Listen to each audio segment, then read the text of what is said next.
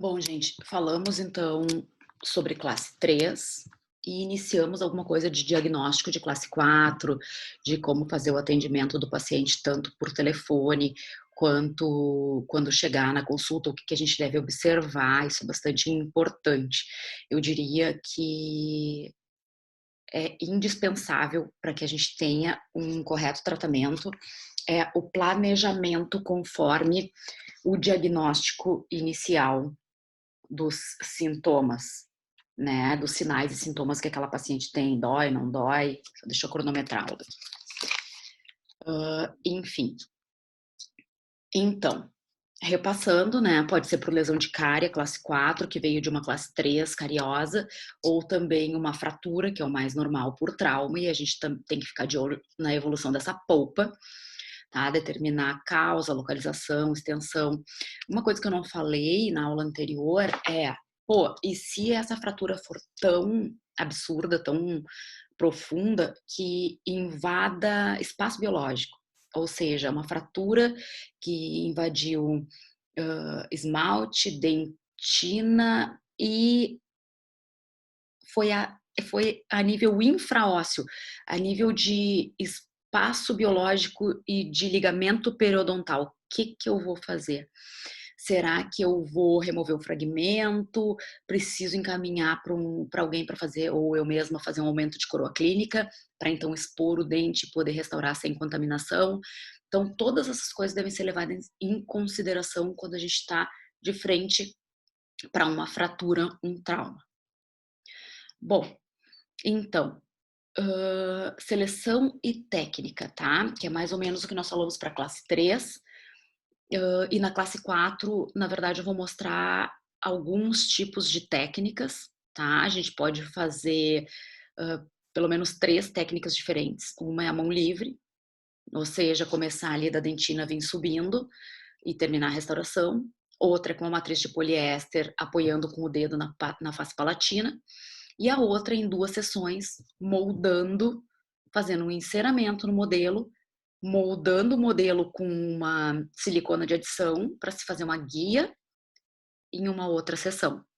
Então, essas são as técnicas que a gente pode, conforme o que se adaptar melhor e que a gente tiver um resultado melhor, então, que se adaptar melhor na nossa rotina e que a gente alcance um resultado melhor, tá? A gente pode escolher uma ou outra técnica que também esteja de acordo com o paciente, né?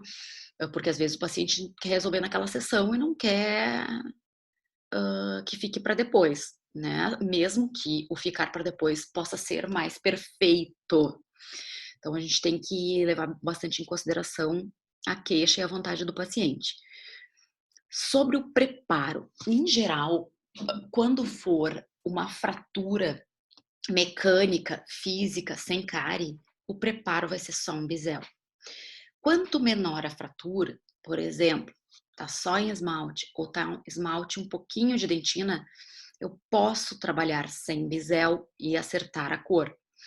Quanto maior for essa fratura, com maior envolvimento coronário, maior vai acabar tendo que ser esse bisel para que eu consiga mascarar de forma efetiva para a aplicação da resina composta sem aparecer aquela linha dente restauração, tá?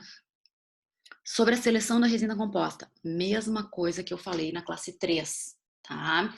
Se eu tive envolvimento só de esmalte, eu posso selecionar um único esmalte e colocar no bordo incisal. E aí eu tenho que cuidar algumas coisas. Às vezes esse bordo incisal tem inúmeras cores e transparências e opalescências e blá blá blá. Se ele for cinza, totalmente translúcido, transparente, eu posso escolher um esmalte, o esmalte diferente, tá? Acromático, que a gente diz. Ou seja, esmalte neutro, esmalte branco. Uh, daí eu tenho os trans, grey trans, que é o cinza, blue trans, que puxa para o azul, inúmeras coisinhas que com o olho e com o treino vocês vão começar a se acostumar. Porque às vezes a parte incisal não é um esmalte de cor, é um esmalte acromático. O esmalte de cor é aquele que tem cor, o nome da cor, A1, A2, A3, B1.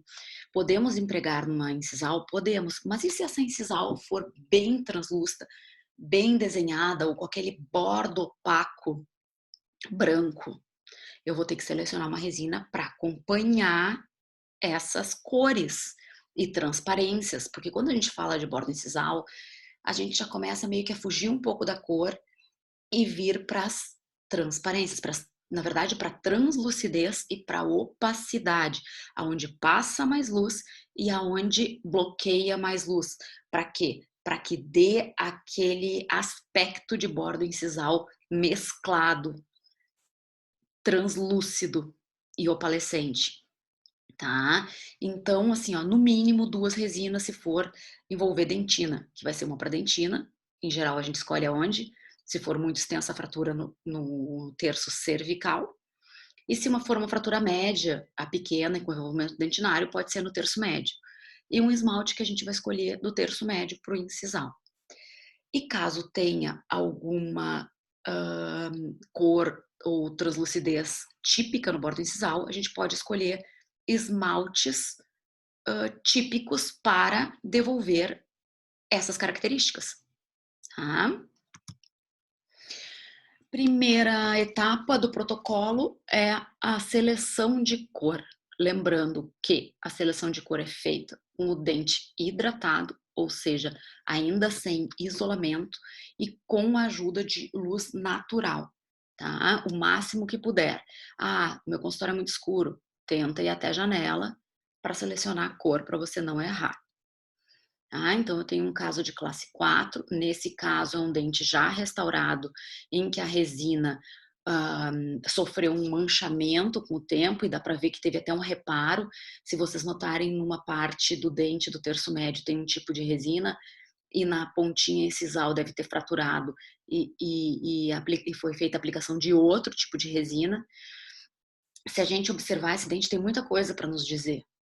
Tá? É bem grande essa restauração classe 4 e vocês podem ver a diferença do formato do 21 para o 11. O 11, ele é um formato mais oval e tem uma texturização linda esse dente. Enquanto o 21 foi feito mais triangular, mais reta a, a meia incisal e o bordo incisal e sem textura nenhuma. Então, fica completamente diferente. Já tem artigos que comprovam, de anos, que o mais importante que a gente acertar a cor é a gente acertar a forma. Então, tem um artigo clássico que pega vários dentistas que fizeram resinas em dentes anteriores e acertaram a cor e erraram a forma. E esses dentes se tornaram desagradáveis ao olho humano. Enquanto aqueles que acertaram a forma perfeita, textura, arestas, área plana, que é o que reflete a luz, acertaram a forma e erraram a cor e o dente se tornou agradável ao olho humano. Então, os dentes anteriores em resina vão nos fazer, e é assim que a gente vai acertar, treinar a copiar uma coisa da outra. É como se a gente fosse criança e a gente tivesse um desenho do nosso lado e a gente treinasse copiar esse desenho. A gente treinasse copiar o formato dele, a textura dele e as cores dele, tá? Mas o mais importante é alcançar a forma. E a forma se dá muito pela área que brilha, que a luz reflete, e pela área que não brilha, que é de sombra que a gente chama, que absorve a luz. Bom, selecionamos a cor, observamos bem o dente, a gente não vai sair correndo para fazer isso, não é urgência.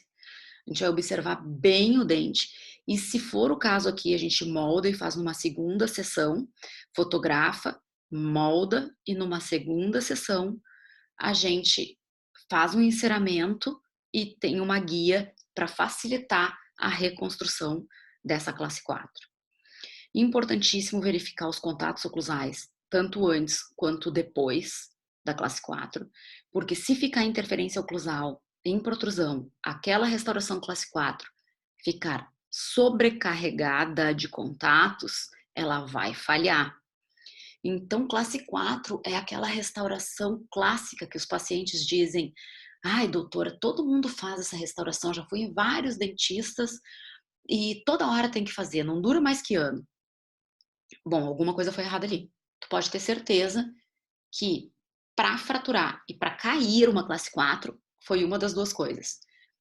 Ou o processo de adesividade, que foi feito num protocolo errado, aplicação do ácido adesivo, ou que foi feita, ou que aconteceu contaminação durante o processo de hibridização, ou ficou sobrecarregada com algum contato oclusal, tanto cêntrico quanto protrusivo ou lateral. Tá? Feito isso, a gente vai anestesiar, em especial anestesiar quando já tiver envolvimento dentinário, quando for só esmalte, possivelmente a gente nem precise, porque o esmalte não é sensitivo, como a dentina já é sensitiva, tem os túbulos dentinários, tem permeabilidade, enquanto o esmalte não, o esmalte é meio que bloqueado, é muito mineral, então, naquelas fraturas pequenas em esmalte, a maioria das vezes a gente não vai precisar anestesiar o paciente, e a gente vai partir para o preparo, que quando for uma lesão de cárie que evoluiu de uma classe 3 para uma classe 4, a gente vai começar o preparo conforme a gente viu lá na aula de classe 3. E então evoluir para um bisel numa classe 4, tá? E se não for lesão de cárie, a gente vai pensar só no bisel. Quanto menor a fratura, pode ser até que eu nem precise de bisel. Quanto maior a fratura, esse bisel, para facilitar a nossa vida, vai ser um pouquinho maior. Então, tá aí. Nesse caso, a gente não precisa nem ficar com peso na consciência, porque se remove a restauração e automaticamente já se tem um bisel longo. Tá? Então, aí eu tenho um bisel, dá para ver que quando eu colocar uma resina aí, essa resina, ela vai começar na borda incisal mais espessa e ela vai morrendo em 0 a 0 com o dente lá no terço médio. Isso é bom, porque o índice de refração do dente da resina sempre vai ser diferente. Então, a gente faz essa mescla de espessuras para que o índice de refração não mude de uma hora para outra.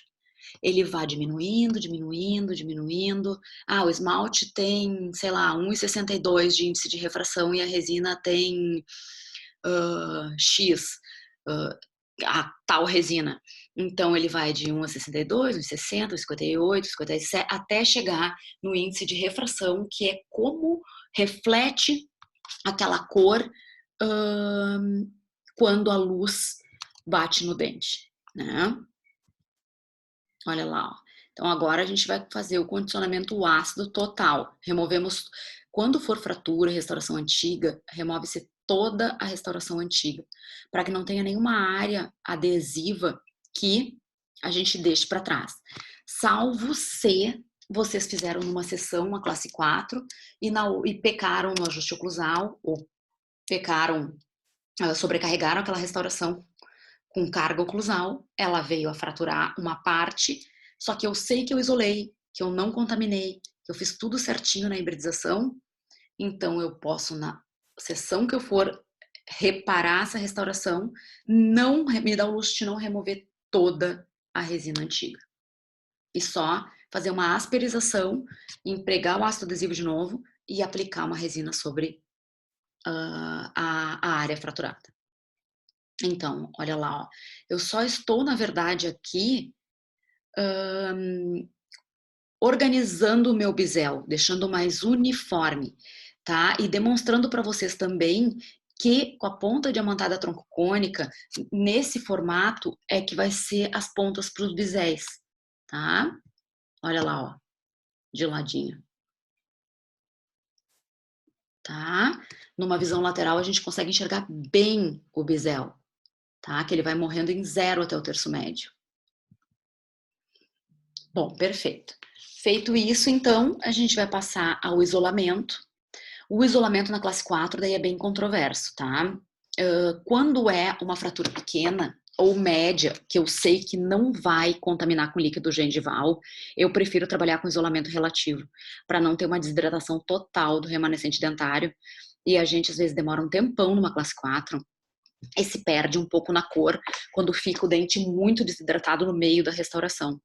Então, eu, Julieta, prefiro trabalhar com Spandex, com Optagrade, que é um afastador um pouco mais sofisticado, para que a gente não tenha uma desidratação tão intensa do remanescente dental.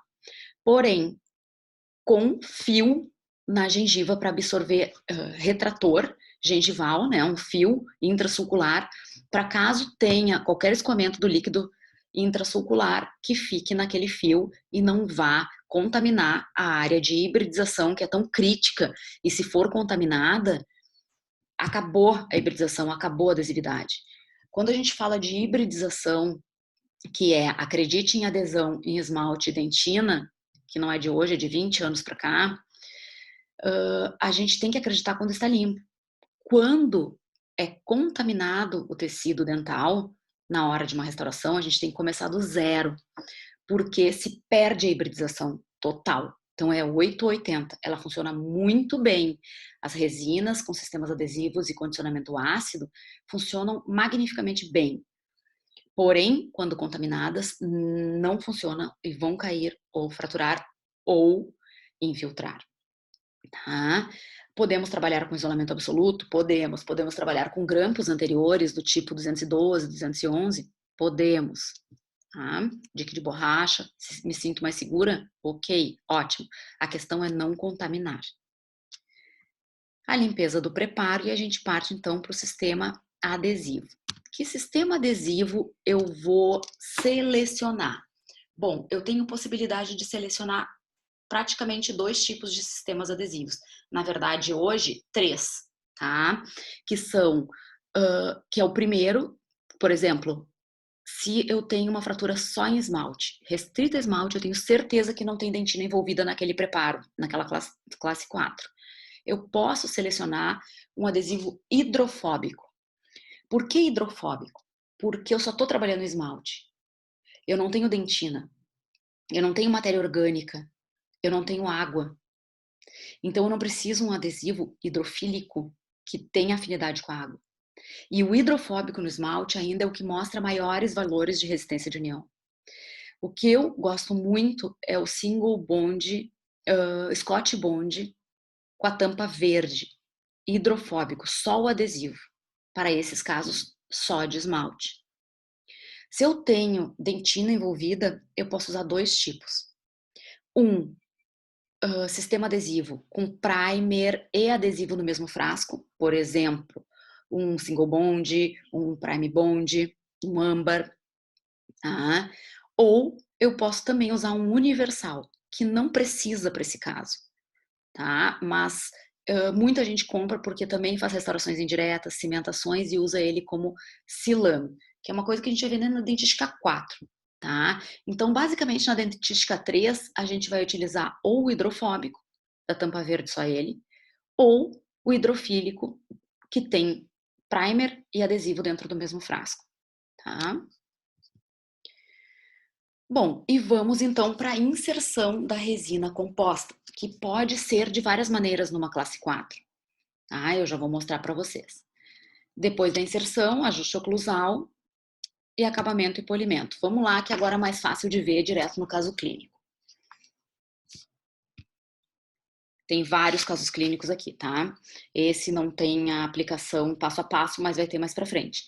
Esse eu queria chamar a atenção em especial. Deixa eu ver uma coisa aqui.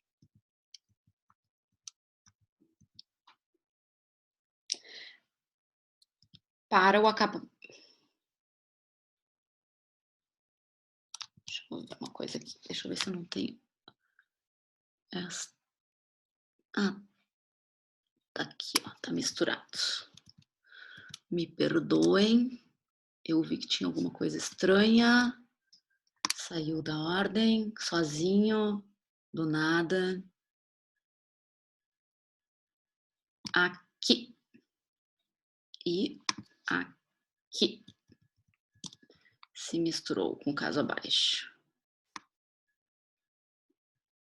Deixa eu colocar aqui para cima. Pronto. Vamos lá. Bom, então, condicionamento ácido, uma coisa que eu gostaria de dizer para vocês é que nesse passo é bastante importante a gente se certificar de que o ácido foi por todo o tecido dental que vai ser restaurado. Porque se eu aplico uma resina sobre uma parte de tecido dental que não sofreu o ataque ácido, essa parte não vai ter uma hibridização boa no tecido, ou melhor, não vai hibridizar esmalte, e essa área vai manchar a margem e também pode infiltrar.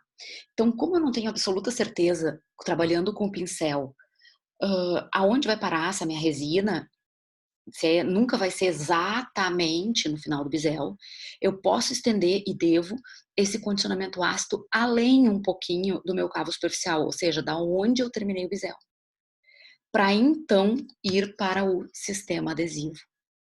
Olha lá que bonito o aspecto após o condicionamento ácido.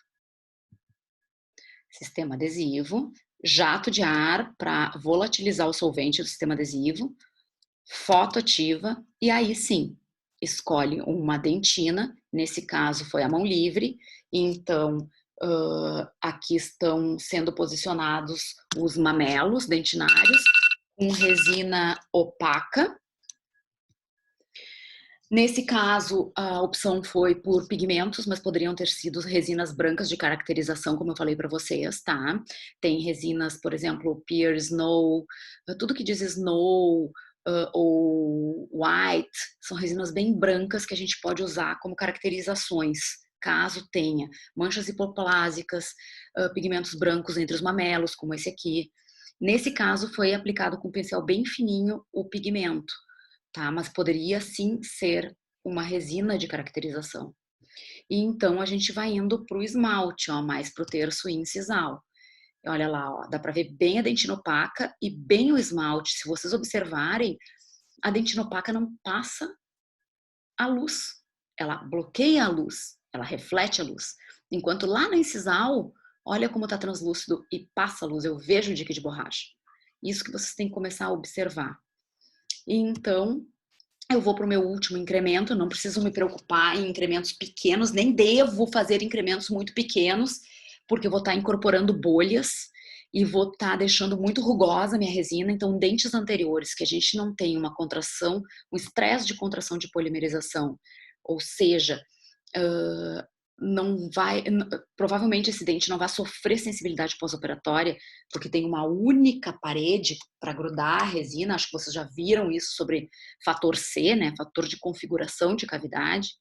Mas eu vou relembrar o que é isso. É, por exemplo, quando eu tenho uma classe 1 posterior e eu jogo um único incremento de resina e polimerizo, todas aquelas paredes que estão unindo aquele incremento, elas vão competir entre si com a contração da resina composta. E isso pode gerar um estresse sobre o dente, com trinca e sensibilidade pós-operatória. Num dente anterior, como esse incisivo central, eu não tenho esse tipo de configuração com muitas paredes. Ou seja, eu posso aplicar incrementos grandes sobre a vestibular, com uma espátula fina e ampla, para que eu não fique batendo e marcando essa resina.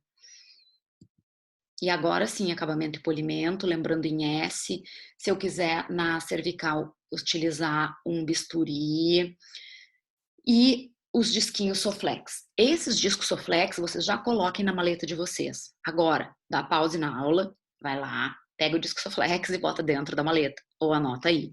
Porque não tem como trabalhar em dente anterior sem disco de lixa, tá? E esses são de engate rápido, então é muito mais fácil, ok?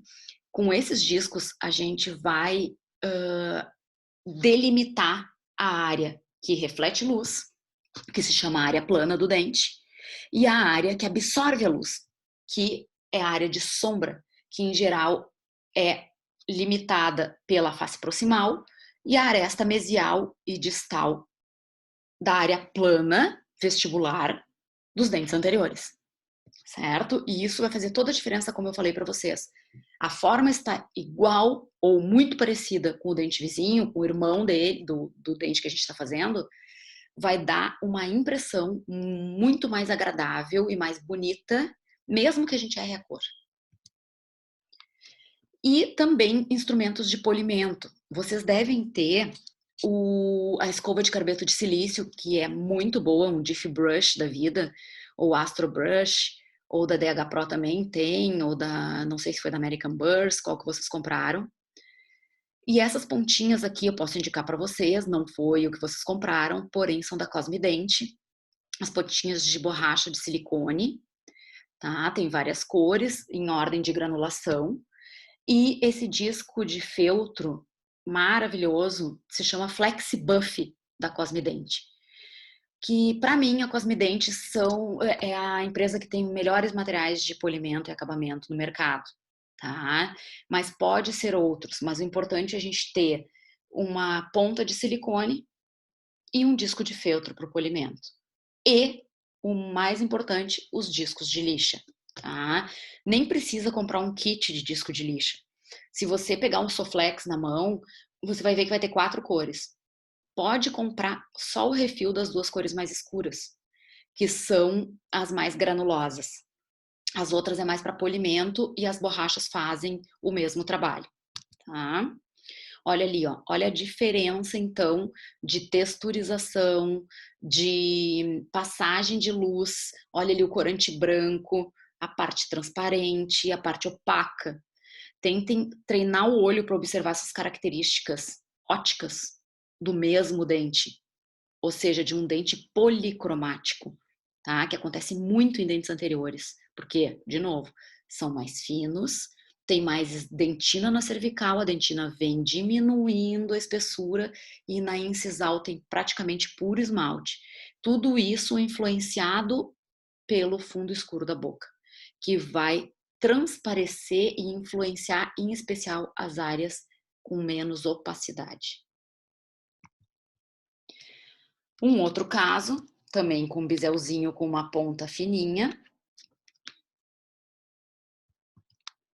Olha lá, ó. Condicionamento ácido, além do bisel, sistema adesivo. E daí, nesse caso, é uma segunda técnica que a gente pode empregar. Naquele primeiro caso, eu mostrei uma técnica à mão livre. Nesse caso aqui, eu apliquei uma matriz de poliéster e fiz a concha palatina antes de qualquer outra massa de resina. Ou seja, eu comecei aplicando um esmalte, porque na palatina, o que cobre a dentina? Também o esmalte. Então, eu escolhi um esmalte, uma dentina, e nesse caso, eu fiz um anteparo para a aplicação do esmalte na palatina. Depois que eu fiz essa concha palatina, aí eu venho com a dentina por cima e depois com o esmalte com as características incisais. É a mesma técnica da matriz de poliéster, de silicona, da guia de silicona. Também se começa pela concha palatina. Mas agora, começar pela concha palatina à mão livre é muito difícil. Não tem como fazer exatamente uma coisa tão fininha à mão livre sem ter um anteparo. Então, esse anteparo pode ser uma matriz de poliéster ou uma guia de silicona a partir de um enceramento, de uma simulação do que a gente quer do dente. Ó, a dentina. E assim vai, escolhendo as características. Olha lá, ó, como os dentes vizinhos têm bastante pigmentação hipoplásica, branca. E agora eu vou botar uma resina flow ou um pigmento bem branco para simular aquelas lesões hipoplásicas. E aí, por fim, olha ali o espacinho que eu deixei sobre a dentina para o esmalte. Eu vou aplicar um último incremento grande de esmalte. E depois disso eu parto pro acabamento e polimento. Esse acabamento e polimento pode ser com pontas multilaminadas no início, com disco de lixa, como eu mostrei, que é de minha preferência, ou quando tiver um pouco mais grosseiro, com muita resina, a gente fez correndo ali, coisa que não deve, porque a gente sempre deve tentar terminar a restauração com o mínimo de polimento e acabamento possível, mas tá, ok, a gente se perdeu. Por exemplo, quando a gente faz uma classe 4, o importante é que quando a gente está em 12 horas com o paciente, ou 11 horas, é importante que a gente pegue o odontoscópio e coloque na incisal, para que de cima a gente enxergue o quanto espessa está a borda incisal, para que a gente não tenha que tirar demais no final, para que a gente já vá acompanhando a orientação do bordo incisal dos dentes vizinhos, tá? E também a inclinação vestíbulo palatino desses dentes. Às vezes a gente está trabalhando tão estático, sem enxergar por incisal, que a gente empurra para palatina e faz lá atrás o dente voltado para a palatina. Ou ao contrário, empurra com o dedo na lingual, na palatina, e joga esse dente para vestibular. E aí depois haja broca para terminar o acabamento, que não é o melhor para as características mecânicas da resina. Mas caso aconteça, a gente pode lançar a mão das broquinhas de granulação fina. Pontas de silicone. E tá aí o resultado final do trabalho.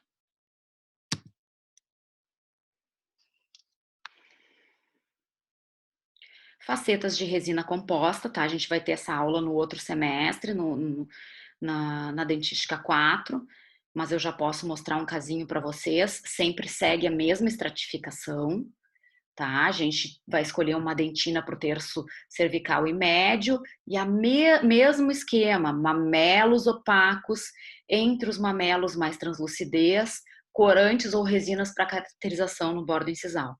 Sempre a mesma sequência. Um caso que eu gosto de mostrar, porque quando a gente fala em classe 4, a gente esquece da colagem dental, tá? E a colagem dental é bastante importante. Caso o paciente te ligue e diga, o fragmento está na minha mão. Aí tu vai dizer, hidrata o fragmento e traz para eu colar. Como que funciona? Da mesma forma, tá? Da mesmíssima forma como se eu fosse cimentar uma peça indireta. O mesmo mecanismo de hibridização. O que eu faço, então? Eu aplico ácido tanto no dente quanto no fragmento, eu aplico adesivo tanto no dente quanto no fragmento, porém, eu não polimerizo. Para quê? Para que, como um quebra-cabeça, ele se adapte perfeitamente bem. Porque se eu polimerizar o adesivo, aquela fina camada pode sim dar interferência na adaptação. Então, eu aplico o adesivo, aplico uma resina flow no meio e depois, com ele posicionado e mantido com o dedo, eu fotoativo.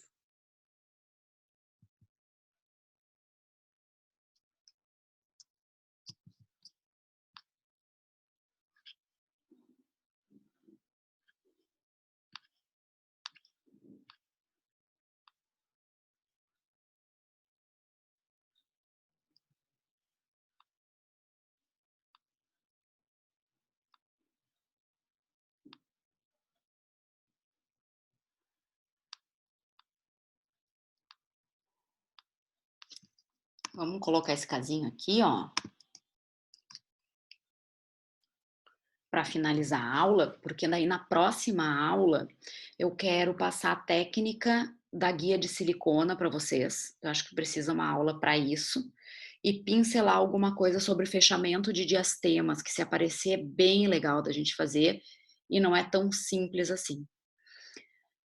Nesse caso, eu queria puxar lá para a primeira aula de classe 3, para aquele pilar que eu falei para vocês de conservadorismo. Esse menino tem dentes extremamente hipoplásicos, tá? Com perda de tecido já pela vida, pelo defeito de esmalte e dentina que ele tem. Então, preciso remover tecido para acertar a cor aqui? Até pode ser que sim, mas uma primeira tentativa eu faria sem. Isso que eu quero mostrar. A resina faz muitas coisas muito boas e resolve muitos problemas. Então, se eu escolher aqui um esmalte só e colocar sobre, só fazer um condicionamento ácido total, um adesivo e jogar um esmalte aqui em cima, fazendo uma pergunta para o meu computador, você acha que mascararia esse fundo escuro? Não, óbvio que não, porque o esmalte é translúcido, vai puxar esse fundo amarelo. Mas se eu escolher uma dentina bem opaca, e nesse caso foi um caso de aluno, por isso que eu gosto de mostrar os casos de alunos, que usou uma dentin, e vocês têm lá na clínica, que é uma resina da 3M, da Filtech Z350, que ela é bem opaca, tá? Essa azul que tá ali, mais azul de todas, sobre esse dente escurecido, vai mascarar. E olha só que legal, eu consegui devolver um formato adequado e uma cor boa para uma criança que nem tinha ainda feito a troca dental total. E fui super conservadora, sem nada de desgaste dental. Então, deixa eu ver o nosso tempo aqui. Ainda temos mais um tempinho. Mas eu acho que eu vou deixar o fechamento de diastemas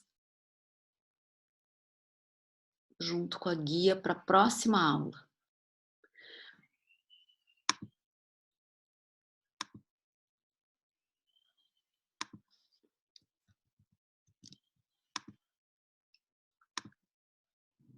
Olha aqui, ó, que eu queria mostrar para vocês também.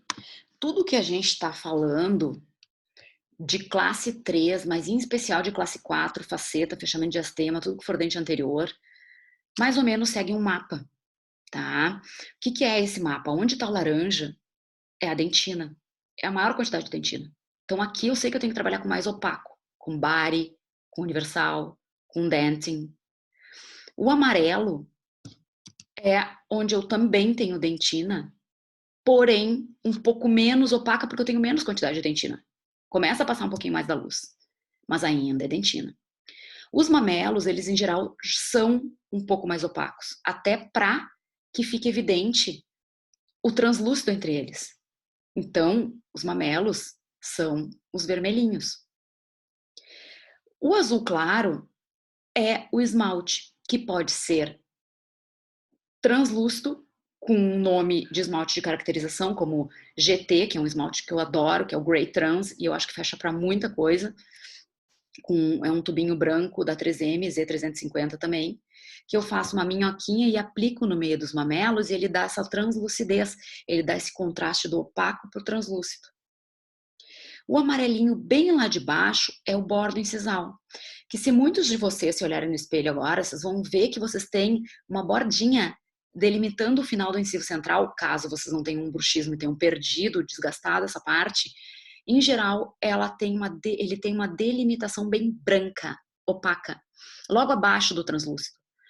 Isso a gente faz também com uma resina bem branca, tá? Como uma B1 opaca, como uma white body, que é uma corpo branco, tá? Isso tudo nós vamos mostrar para vocês na clínica.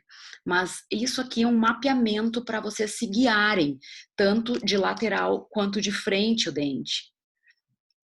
E outra, as resinas nunca são colocadas exatamente aqui, terminou uma, aqui começa a outra. Porque o índice de refração são diferentes, senão vai se tornar muito visível.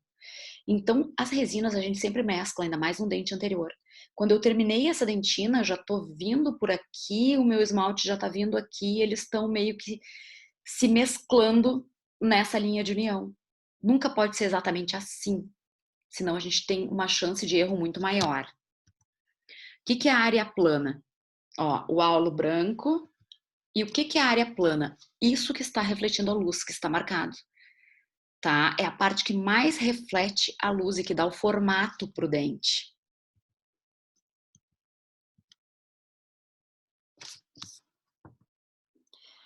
Eu deixaria esse dentinho aqui, que tem várias cores, opalescências, translucidez, como tema de casa para vocês tentarem copiar numa folha em branco esse dentinho, tá? Quem quiser pode mandar por WhatsApp.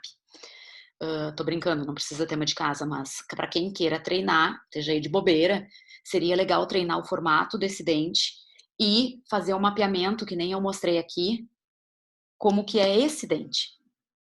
Faz o formato dele e faz essa área de translucidez, a área branquinha, os mamelos, e puxem as setinhas, mamelos, área translúcida, área esbranquiçada, para vocês treinarem, certo? Então, gente, é isso aí. Segunda aula de dentes anteriores feito. E a próxima vai ser sobre classe 4 com auxílio de guia de silicona e fechamento de diastemas, tá? Beijo pra vocês. Tchau, tchau.